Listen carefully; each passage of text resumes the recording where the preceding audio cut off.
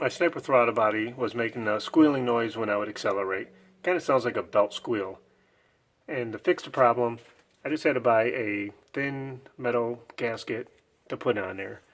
And under here, there's the original Holley sniper throttle body gasket. Here is the metal gasket, and then on top is one of the gaskets that came with the kit I bought. And here's the packaging for what I bought. And this is what the kit looks like. There's 3 of these in the kit. I used one of them. And there's 4 of these gaskets, and I used one of these.